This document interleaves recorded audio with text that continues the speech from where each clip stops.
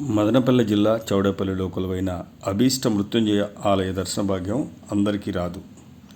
ఈ ఆలయ కార్తీక దీపాన్ని వీక్షించే భాగ్యం మీకే. హరహర మహాదేవ శంభో శంకర నమో నమః అని ప్రార్థిస్తూ ఈ దీపాన్ని వీక్షించండి.